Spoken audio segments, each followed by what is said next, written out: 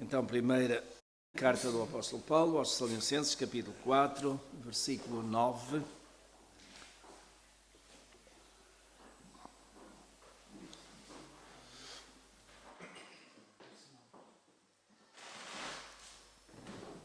Vamos ler do versículo 9 até o 12.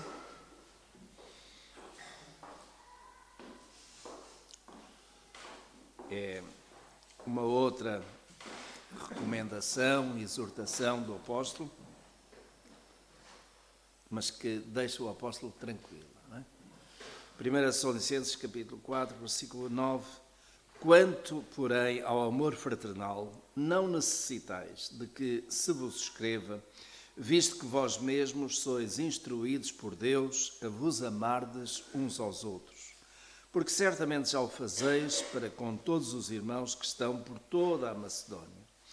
Exortamo-vos, porém, irmãos, a que ainda nisto abundeis cada vez mais. E procureis viver quietos, tratar dos vossos próprios negócios e trabalhar com vossas próprias mãos, como já vos mandamos, a fim de que andeis dignamente para com os que estão de fora e não tenhais necessidade de coisa alguma. E o apóstolo, na verdade, aqui neste conjunto de versículos, toca em dois aspectos que estão, de facto, muito relacionados. É a questão do amor fraternal. E aquilo que caracterizava esta igreja, como igreja modelo, como igreja exemplo, era exatamente o amor, a fé, a esperança. Aliás, três pilares fundamentais da fé cristã, da nossa vivência, não é? E sobre isso o apóstolo Paulo diz que não tem mais nada a acrescentar, porque de facto isso já era reconhecido por todos em toda a Macedónia. Os irmãos notem, se nós formos um pouquinho atrás, no capítulo 1 desta mesma carta, versículo 3 e depois o 7, mas o versículo 3 diz assim: lembrando-nos sem cessar da vossa obra de fé, vosso trabalho de amor e da vossa firmeza de esperança em nosso Senhor Jesus Cristo, diante de nosso Deus e Pai. Os três pilares estão aqui, não é? A vossa obra de fé era uma obra de fé, e tudo aquilo que nós fazemos deve ser uma obra de fé. Não é? Aquilo que nós fazemos deve ser causado pela fé, mas também vosso trabalho de amor. Portanto, aquilo que nós fazemos não deve ser apenas comandado pela fé, sim, causado pela fé, mas alguns fazem isso pela fé de uma forma que não é a mais correta no relacionamento com os irmãos, de uma forma brusca, agressiva, um bocadinho arrogante. É de fé, mas não é a forma acertada de nos tratarmos uns aos outros. E eles faziam, de facto, uma obra de fé, mas também que era feita em amor, no relacionamento uns com os outros, não é? E da vossa firmeza de esperança, em Cristo Jesus. No Cristo Jesus que havia de voltar. E essa era a grande expectativa, era a grande esperança que realmente os crentes tinham. O verso 7 deixa aquilo que é, digamos, um versículo fundamental, não é? De sorte que vos tornastes modelo para todos os crentes na Macedónia e na Acaia. Eles não eram apenas, esta igreja não era apenas conhecida e reconhecida em Tessalónica, mas em toda a Macedónia. Macedónia era uma vasta província que fazia parte da Grécia, Macedónia. Mas também a Acaia, que ainda estendia um pouco mais além e que vinha até à parte mais sul, vindo até Atenas, até Corinto, digamos, toda aquela península da Acaia vinha por aí fora. Portanto, Macedónia e Acaia, ou seja, no fim de contas, a Grécia dos dias de hoje, sentia o reflexo desta igreja e daquilo que esta igreja fazia. Tornou-se uma igreja missionária, uma igreja, de facto, com grande expressão e com grande reconhecimento, com grande prestígio. Não é? Voltando então ao capítulo 4, o versículo 9, Paulo sente-se tranquilo em relação a esta questão do amor. Quanto, porém, ao amor fraternal, não necessitais de que se vos escreva, visto que vós mesmos sois instruídos por Deus a vos amardes uns aos outros. E aqui acrescenta um aspecto importante. Não é? Então, eles aprenderam a ter amor fraternal, amor uns para com os outros, de Paulo ou de Deus? De Deus. Mas Paulo então não lhes ensinou o amor fraternal. Foi. Há um aspecto interessante, não é? Nós podemos ser instruídos por mestres. E Paulo, de facto, instruiu os crentes em Tessalónica. Mas quando nós nos convertemos, o amor de Deus é derramado nos nossos corações, de tal modo que é Ele, através do Espírito na nossa vida, que nos leva a amarmos uns aos outros. O amor é uma das características fundamentais de Deus. Deus é amor, não é? Diz o apóstolo João. Deus é amor. E porque Deus amou o mundo de tal maneira, nós sabemos o que vem. Então, esse não se perca, mas tenha a vida eterna. Esse amor de Deus é o amor ágape, é derramado no coração dos crentes. E de tal modo fica que acaba por ser depois extravasado também. Então, Paulo falou-lhes com certeza do amor, da fé que era necessário ter em Cristo Jesus, da esperança, mas o amor é constantemente derramado por Deus nos corações dos seus filhos. E aconteceu isso com os crentes em Tessalónica. Por isso mesmo Paulo diz que vós sois instruídos por Deus a vos amardes uns aos outros. É impossível ser cristão e não ter amor fraternal, não é? Senão nós não conseguimos viver em comunidade, senão não conseguimos tolerar-nos uns aos outros com as nossas diferenças. Se não fora pelo amor, nós não conseguiríamos estar juntos. Aliás, reparem, é aquilo que acontece no casamento, não é? Se não é pelo amor, como é que às vezes se toleram tantas coisas, não é? É pelo amor. E é pelo amor que aquelas diferenças, ainda que possam existir e serem de algum modo sublimadas, aquelas arestas limadas, faz com que duas pessoas que realmente se amam permaneçam juntas e permaneçam juntas muito tempo, não é? É pelo amor, porque se não for isso, então o que é que sobra? Sobra o divórcio, sobra a separação, que é aquilo que acontece muitas vezes, não é?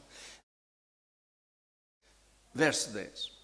Bom, às vezes não chega a sobrar, em muitos divórcios, não chega a sobrar o amor porque ele nunca existiu. Não é?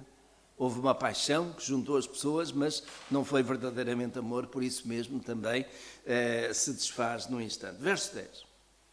Porque certamente já o fazeis para com todos os irmãos que estão por toda a Macedónia. E Paulo aqui reforça essa informação que tem.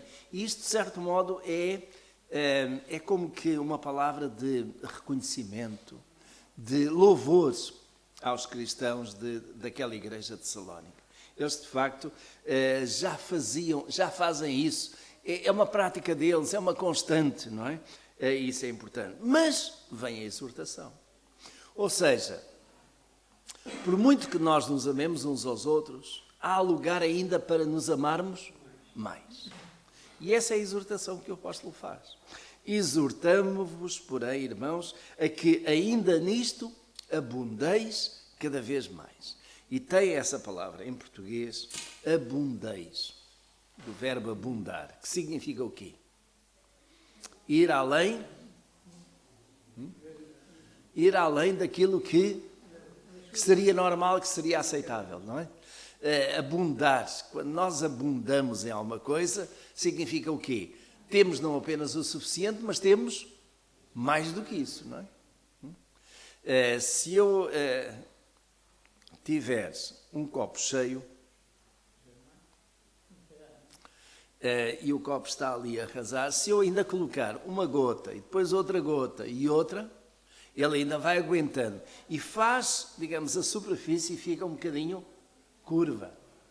Se eu colocar uma gota a mais, que ultrapasse, digamos, essa dinâmica, essa física aí, não é? Então transborda. E a ideia que o apóstolo Paulo está a comunicar é isso, que abundeis, isto é, que tenhais esse amor não só para vós, mas também, digamos, para aqueles que estão ao vosso redor e que possa transbordar e chegar a todos aqueles que estão à vossa volta em toda essa Macedónia, porque eles precisam, de facto, do amor de Deus derramado nos vossos corações e que possa chegar a outros, não é? Os versículos 11 e 12, Paulo está aqui a tocar agora num ponto sensível. O que está no verso 11 e 12 era: nem todas as igrejas são perfeitas em tudo. Esta era uma igreja que era modelo, notem, e que tinha aqueles grandes 3 pilares de sustentação. Quais são? O amor, a fé, aliás, a fé, o amor, a esperança. Isto seguindo aquilo que está lá em Tessalonicenses, capítulo 1, verso 3. E Paulo diz, é uma igreja modelo. Mas havia um problema com algumas pessoas daquela igreja. Os irmãos conseguem escrutinar esse problema no verso 11 e 12. Qual era o problema? Conseguimos, alguns não viviam ou não viveriam assim honestamente. Nós precisamos talvez de ir à segunda carta, ou seja, Paulo mandou esta carta na esperança de que eles pudessem entender e corrigir este problema que tinham. Mas pelos vistos não entenderam ou não corrigiram. E Paulo manda-lhes uma outra carta, a segunda carta aos Tessalonicenses, capítulo 3, versículo 10. Já agora verso 6, pronto, é melhor. Segunda Tessalonicenses, capítulo 3, a partir do versículo 6. E os irmãos, com isto, vão entender claramente o que é que Paulo estava a querer dizer. Encontraram? Mandamo-vos, irmãos, em nome do Senhor Jesus Cristo, que vos aparteis de todo o irmão que anda desordenadamente e não segundo a tradição que de nós recebestes. Então estamos a ver aqui que Paulo está a apontar o dedo para aqueles que andam desordenadamente. Desordenadamente, é evidente, é aqueles que andam fora de ordem, não é? E fora de ordem em relação a quê? Em relação àquilo que Paulo lhes tinha ensinado. E já vamos ver o quê? Verso 7. Porque vós mesmos sabeis como deveis imitar-nos, pois que não nos portamos desordenadamente entre vós. Nem comemos de graça o pão de ninguém. Antes, com labor e fadiga, trabalhávamos noite e dia para não sermos pesados a nenhum de vós. Não porque não tivéssemos direito, mas para vos dar a nós mesmos exemplo para nos imitardes. Porque, quando ainda estávamos convosco, isto vos mandávamos. Se alguém não quer trabalhar, também não coma. Porquanto ouvimos que alguns entre vós andam desordenadamente, não trabalhando, antes intrometendo-se na vida alheia. A esses tais, porém, ordenamos e exortamos por nosso Senhor Jesus Cristo que, trabalhando sossegadamente, comam o seu próprio pão. Vós, porém, irmãos, não vos canseis de fazer o bem. Então, meus irmãos, qual era o problema em Tessalónica? Havia alguns que... Sim, especificamente não trabalhavam. Bom, e não trabalhavam querendo viver à custa dos outros. E Paulo está a dizer, esses estão fora de ordem, por assim dizer. Esses não estão a fazer aquilo que deviam fazer. Também diz para amar esses, com certeza que sim. Agora, Tem havido, naturalmente, da parte dos teólogos, uma tentativa de interpretar e perceber porquê. Porquê é que alguns não trabalhavam? Bom, alguns desses talvez fossem preguiçosos e se quisessem aproveitar do amor fraternal dos cristãos. Talvez outros estivessem a pensar numa doutrina, ou digamos, numa doutrina que Paulo ensinou, que tinha a ver com a segunda vinda de Jesus. E por isso mesmo poderiam pensar, se a segunda vinda de Jesus está para breve, porquê é que eu hei de estar preocupado a trabalhar?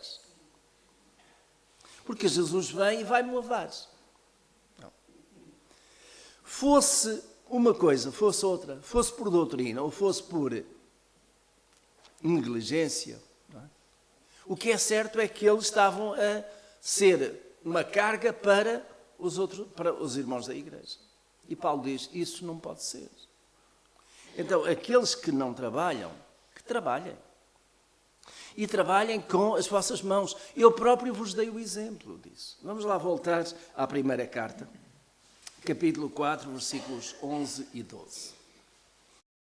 E Paulo, nesta carta, esperava que a igreja entendesse o que é que ele estava a querer dizer. Mas às vezes, meus irmãos, estão a ver, nós falamos e procuramos falar de uma maneira mais suave, mas nem sempre somos entendidos, não é? Então tem que se falar de uma forma mais clara, mais dura, não é? E foi o caso da segunda carta. Agora, procureis viver quietos. Eu não sei se os irmãos têm essa palavra ou não. Procureis viver quietos. É assim que está? A ideia de quietos não é estarem parados, não é? Porque estar parado, quietinho, é o contrário de alguém que trabalha, não é? Mas a ideia de quietos é em sossego, em paz. Não em guerra, não em conflito. Em quietude, não é? Serenidade. Procureis viver quietos. Tratar dos vossos próprios negócios. E os negócios aqui, meus irmãos, não aponta para só o ramo empresarial da igreja. Aponta para as pessoas que têm o seu trabalho. Esse é o nosso negócio. Não é? É aquilo que nós fazemos, aquilo que cada um faz. Então, que tratem, não é? Tratem dos vossos próprios negócios. E depois diz, e trabalhem com as vossas próprias mãos. Trabalhem com as vossas próprias mãos, naquele sentido que têm mãos, então usem-nas para trabalhar. Façam o vosso trabalho, aquilo que é importante. Vejam, e depois ele acrescenta, como já vos mandamos. Eles não estavam a ouvir isto pela primeira vez. Depois, mesmo assim, eles não entenderam. Ou melhor, alguns não entenderam, não é? E Paulo, então, tem que ser um bocadinho mais severo. Como já vos mandamos. Verso 12. E o verso 12 liga uma coisa com outra. Essa é a forma digna de viver. A fim de que andeis dignamente para com os que estão de fora e não tenhais necessidade de coisa alguma. Vejam duas situações. Quando Paulo dá esta indicação, é com o propósito de quê? Em primeiro lugar, que eles tenham o suficiente para as suas necessidades, certo? Mas isso também serve de testemunho para os que estão de fora. Se eu trabalhar e viver condignamente, não estás, digamos, a ter que depender dos outros, eu fico bem comigo mesmo, mas também o meu testemunho com os outros é mais forte, não é? Ninguém tem que me apontar o dedo, porque eu trabalho e em função daquilo que eu tenho é que eu vou fazer as minhas contas, não é? Os irmãos sabem, hoje, e hoje há muitas famílias que estão sobreendividadas porque têm um problema tremendo, é com o dinheiro de plástico. Quando nós temos dinheiro na mão e vamos à loja, Nós só trazemos aquilo que esse dinheiro permite trazer, certo? Mas quando temos um cartão de plástico, que é para pagar daí a 30 dias ou pagar a 60, chamado cartão de crédito, não é o de débito. Se meter o cartão de débito, ele só vai tirar aquilo que está lá na conta, não é? Mas se for o cartão de crédito, paga mais tarde. E há pessoas que, por causa da casa, por causa do carro, por causa do telemóvel, por causa de uma série de outras coisas, foram acumulando dívidas que chegaram a um ponto em que não conseguem pagar. Então vão pedir um empréstimo para pagar aquele empréstimo e depois vão pedir outro empréstimo para pagar aquele e o outro e o outro. Habituaram-se a ter um estilo de vida que não conseguem aguentar. E por isso mesmo ficam mal. Têm que andar a pedir, têm que andar de facto numa situação que é humilhante, que é triste. Claro que alguns pelo meio tinham, o marido trabalhava, a esposa trabalhava. Um deles perdeu um emprego, às vezes até situações em que perderam os dois. E isso faz com que todas aquelas despesas da família, que estavam de certo modo a ser compensadas por entradas de dinheiro, deixou de haver isso e as dívidas vão-se aumentando, vão acumulando. Mas há pessoas que não conseguem, se o vencimento diminuiu, não conseguem diminuir as suas despesas, porque se habituaram a ter um conjunto de despesas. Meus irmãos, isto é uma situação que às vezes é dramática com algumas famílias. Muito dramática. Há situações muito complicadas. É evidente que às vezes há momentos na nossa vida em que nós nos temos que lançar e lançamos em algumas despesas. Eu já tive ocasiões em que eu estive a dever dinheiro, porque comprei por hipoteca, não tinha dinheiro para pagar a casa. E nós vamos, mas o que é certo é que aquele valor que é para pagar, nós temos isso como sendo, eu vou usar uma palavra aqui, que não é a correta em termos espirituais, mas é a correta em termos da minha perspectiva. Aquela prestação, para mim, era uma coisa sagrada. Eu não podia tocar naquele valor, eu tinha que o ter lá na conta para poder pagar. Então eu não ia gastar aquele dinheiro só porque o tinha ali, porque eu sabia que no dia X esse dinheiro era levantado. Mas não foi assim que aconteceu com a igreja durante 7 anos. Eu não sei antes, mas, digamos, desde que eu estou aqui como pastor, foi a primeira vez que nós pedimos um empréstimo bancário. E esse empréstimo bancário veio com uma hipoteca às instalações. Pedimos 50.000 euros para juntar a outro dinheiro que nós tínhamos pedido de empréstimo à Caixa Geral de Depósitos, e nós tínhamos uma prestação que, juntamente com outros encargos, andava na ordem de 700 euros por mês. Todos os meses, no dia 23, e nós creio que só falhámos uma vez ou duas, no máximo, que no dia 23 nós não tínhamos dinheiro suficiente na conta. Mas aquele dinheiro estava lá e nós não íamos tocar de modo nenhum. E conseguimos, graças a Deus, pagar essa dívida. Temos dívida ainda para pagar. E estamos neste momento a pagar 500 euros por mês, todos os meses à Convenção Batista Portuguesa, e 500 euros por mês, todos os meses à Igreja Batista de Francos, que nos emprestou dinheiro. Então, estão a sair 1.000 euros. E nós, certinho, temos mandado. Daquilo que são as nossas contribuições. Porquê? Nós temos um compromisso, assumimos um compromisso. Queremos pagar. Claro que podíamos usar esse dinheiro para outras coisas. Mas foi o nosso compromisso. E nós queremos pagar. E meus irmãos, essa é a nossa forma de estar. Não foi a forma de estar de alguns crentes em Tessalónica, que não tinham esta forma de ver as coisas, e por isso mesmo levaram a esta repreensão do apóstolo Paulo. Nesta primeira carta, de um modo suave. A segunda carta já foi assim, como nós vimos, um bocadinho mais severa, não é? Mas isto tinha a ver então com a questão de dignidade. Meus irmãos, vamos passar ao versículo 13, temos tempo ainda para isso. 1 Tessalonicenses capítulo 4, versículo 13, até ao versículo 18, que traz aqui um tema que é de facto muito e muito relevante. Por sinal, é um texto que eu uso várias vezes em funerais. Porque o apóstolo Paulo procura esclarecer aqui aquilo que tem a ver com a segunda vinda de Jesus. Como é que será essa segunda vinda? O que é que está em causa quando Jesus voltar?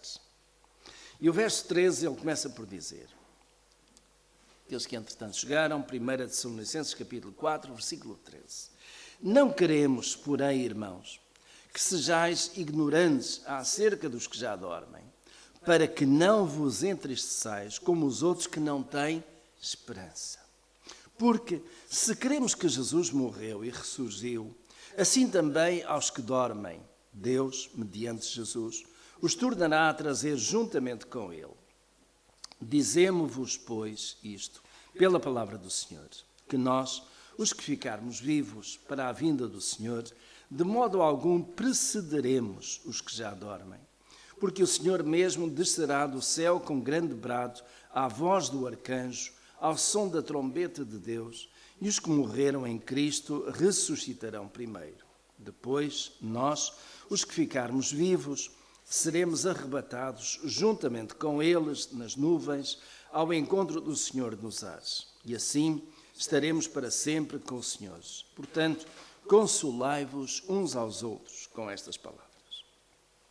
E o apóstolo Paulo começa por dizer, não queremos, irmãos, que sejais ignorantes.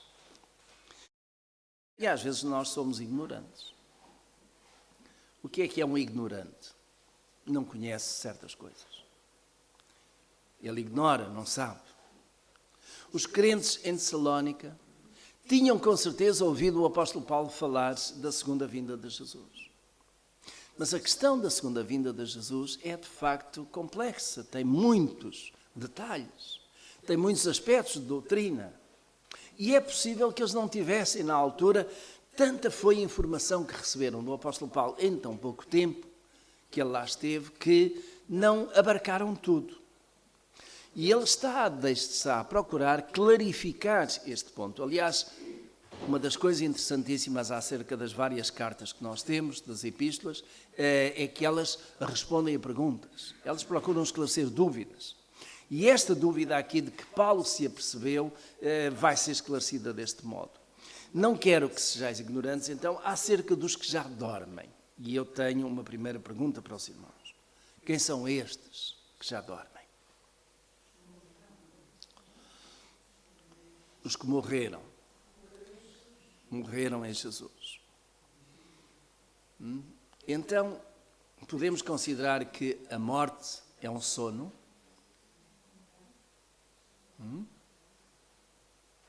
Eu direi que quase todas as traduções, se não todas, têm a palavra dormem.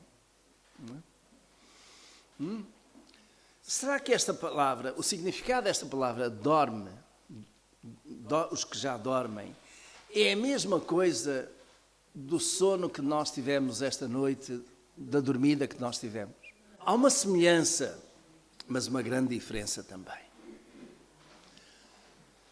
Os irmãos, reportem-se a esta noite. Não sei a que horas, pouco importa, mas puseram a cabeça no travesseiro e chegou um ponto em que fecharam os olhos e, algum tempo depois, acordaram. O que é que aconteceu durante essas horas? Os irmãos sabem? O que é que aconteceu? O mundo deu voltas, não é? Gente morreu, gente nasceu. Gente foi para o hospital. O que aconteceu com os vossos vizinhos, os irmãos também não deram conta. Então, o dormir é de facto um estado de inconsciência, podemos dizer.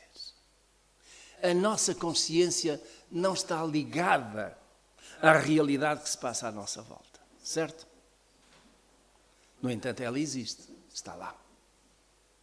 As coisas acontecem. Nós é que não demos conta. Porque pela graça de Deus, para o nosso descanso, Deus fez o nosso corpo com esta capacidade de desligar-se da realidade durante algum tempo e depois volta a ligar. Isso não significa que nós estivéssemos mortos, isto é, que todo o nosso corpo tivesse parado, mal de nós, não é? Não tínhamos acordado. E já agora, permitam-me só, eu às vezes lembro-me disto, de um colega já de idade, que já morreu, e ele foi ficando cada vez mais deficiente, em vários níveis, e chegou a um ponto, e eu perguntava, então, engenheiro, como está? Olha, estou bem, desde que eu acordo vivo, estou bem. Não é? Acordar vivo. Chegou um ponto em que ele não acordou vivo, não é? Mas é esta ideia de nós acordamos, despertamos, voltamos à realidade, voltamos a ligar o nosso consciente àquilo que se passa à nossa volta. Mas o coração esteve a trabalhar, os pulmões também, tudo mais. Mas nós não demos conta. Quando nós damos conta é porque o nosso sono está muito atribulado, muito agitado, não é? Então, o que é que isto pode ser, digamos, referenciado com esta palavra, os que já dormem no Senhor? Meus irmãos, a morte pode ser comparada com esta ideia de um longo sono. Pode ser comparada, não estou a dizer que seja. Teologicamente, esta questão é bastante importante. O que é que acontece? Quando nós morremos, o nosso corpo fica ali. E, na verdade, desliga-se de toda a realidade, certo? O corpo de alguém morto não tem nenhuma ligação com a realidade. Não foi apenas a sua consciência que desligou da realidade, mas também o coração, os pulmões, tudo mais, desligou. Mas o corpo está ali, certo? Há alguma coisa que saiu desse corpo que é extremamente importante e que é a nossa parte espiritual. E que vai para um lugar. E vai para um lugar que a Bíblia chama de lugar dos mortos. E que tem no Antigo Testamento a palavra Sheol, no Novo Testamento a palavra Hades. Então a alma vai para ali. A alma ou espírito. E eu não quero entrar aqui porque já falei isso da outra vez. A nossa parte espiritual vai, aquilo que sai do nosso corpo vai para ali. E está ali e das duas uma. Ou está com Deus ou está separado de Deus. E está ali até quando? Até ao dia da ressurreição. Bom, e o que é que acontece no dia da ressurreição? É a ressurreição de quê? Da alma ou do corpo? É a ressurreição do corpo. Porque a alma está ali. E a alma está viva. E segundo a parábola do rico e do Lázaro, daquilo que o Senhor Jesus nos apresenta, essa alma até está consciente. Certo? Consciente de que está com Deus e está em paz. Ou consciente que está separado de Deus e já está em tormento. Mas é a alma. É a nossa parte imaterial. A ressurreição faz com que o corpo do pó da terra, do mar, do que quer que seja, volte à vida. E volta à vida para quê? Para se ligar de novo com a alma ou o espírito. E trazer de novo a nossa existência completa. E traz a nossa existência completa para quê? Para comparecer diante do tribunal de Cristo. E comparecendo diante do tribunal de Cristo para o julgamento final, o que é que vai acontecer? A separação para vida eterna ou para morte eterna. Então, digamos, meus irmãos, este tempo em que o nosso corpo está sem a alma ou espírito e essa parte imaterial está naquele lugar a aguardar-se o quê? O dia da ressurreição é chamado sono. É como que uma longa noite que passa. Está ali. Eu, no entanto, considero que há uma diferença. Isto é uma questão doutrinária. Há uma diferença na medida em que, no meu sono, eu não dou conta daquilo que se passa à minha volta. No entanto, os meus órgãos vitais estão a funcionar. Mas eu não me apercebo. Eu dormi, acordo, nem sei se foram muitas horas ou poucas, a não ser olhando para o relógio.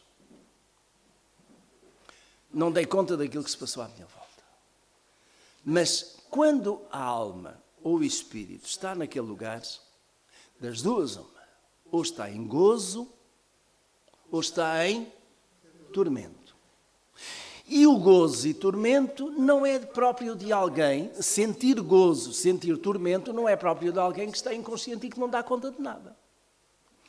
Já agora uma outra ilustração também, no campo da medicina. Quando alguém vai ser submetido a uma cirurgia, leva uma anestesia. E a anestesia faz o quê? 2 efeitos. Um, retira a consciência de dores. O outro deixa a pessoa completamente inconsciente. Ela não dá conta. Agora, meus irmãos, o estado da alma, depois que sai do nosso corpo e até à ressurreição, não está anestesiado, porque, segundo a parábola de Jesus, a parábola do rico e do Lázaro, ou está em consciência ou está em tormento, portanto não há anestesia aqui, e também não está completamente distante de tudo. Porque se está a sentir o gozo ou o tormento, então não está num estado de inconsciência. Então porquê é que tanto Jesus como Paulo usam esta expressão acerca dos que já dormem? É mais a ideia de estarem distantes desta vida e desta agitação. E estão lá, e meus irmãos, quem está lá não dá conta das horas passarem, nem dos anos passarem. A não ser que é um estado que, sendo transitório, parece que nunca mais acaba, quem lá está. Vejam, quem já morreu há milhares de anos e que está à espera da ressurreição dos mortos. Quem está separado de Deus está em permanente tormento. Quem está junto de Deus, como a Escritura diz, está no seio de Abraão, está em paz, em tranquilidade, está bem, não sente falta de nada, porque aquele estado é de satisfação. Ainda que seja um estado que não é definitivo e que, de certo modo, faz com que, e isto é o meu pensamento, a alma ou o espírito que ali está se sinta despida. Despida de quê? Do corpo. Porque Deus não fez o homem só parte imaterial. Deus não fez o homem só alma ou espírito. Fez o homem corpo, e a esse corpo Deus soprou o fogo da vida e fez com que o homem fosse alma vivente. E, digamos, houvesse esta relação, esta comunhão com Deus. Então, este dormir, podemos dizer, é mais o descansar. E reparem, é mais um dormir no sentido de descansar para aqueles que são crentes. E é de certo modo por isso que Paulo diz: não sejais ignorantes acerca dos que já dormem, para que não vos entristeçais como os que não têm esperança. Porque nós temos esperança, não precisamos de nos entristecer. Eu não estou triste porque um dia vou morrer. Para mim vai ser um momento de glória, de gozo. Porquê? Porque eu vou ao encontro do meu Senhor e sei que estou bem. Claro que neste processo nós preocupamos com aqueles que ficam, não é? E somos nós os que ficamos, que acabamos por sentir a partida daqueles que foram. Mas aquilo que Paulo está a dizer é: não quero que vos entristeçais como aqueles que não têm esperança, porque nós temos esperança que aqueles que morrem no Senhor estão em paz, estão em sossego, em tranquilidade. Não estão mais a ser atormentados, como muitas vezes nesta vida nós somos atormentados, com doenças, com problemas, com tantas coisas, não é? Então vamos descansar. E estamos seguros nas mãos do Senhor. E Paulo procura tranquilizar que durante este espaço, até à vinda do Senhor Jesus, aqueles que dormem no Senhor estão em paz. E por isso mesmo não há lugar para tristeza. Porque nós temos esperança. E temos esperança de quê? De que um dia também iremos encontrá-los. Um dia também iremos estar com eles, não é? O verso 14. E eu termino, não vou concluir tudo hoje, porque demorei um pouco mais aqui nesta questão do dormir. Verso 14. Porque se cremos que Jesus morreu e ressurgiu, assim também aos que dormem, Deus, mediante Jesus, os tornará a trazer juntamente com Ele. Os irmãos estão a ver?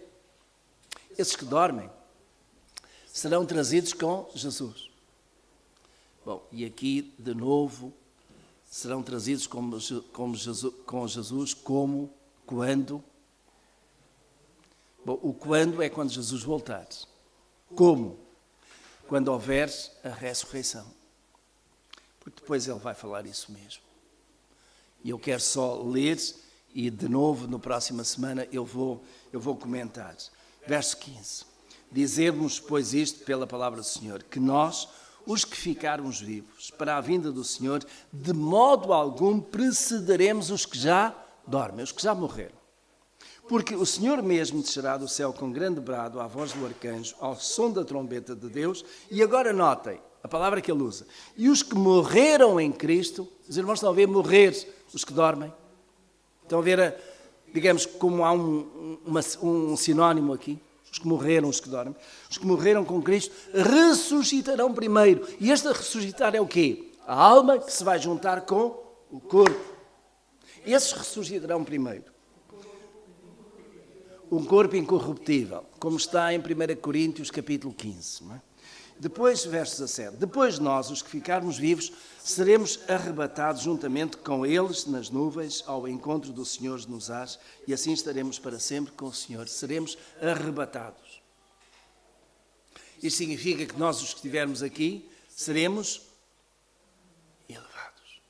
E é por isso que esta doutrina, ou este aspecto da segunda vinda, do arrebatamento, é tremendamente interessante, não é?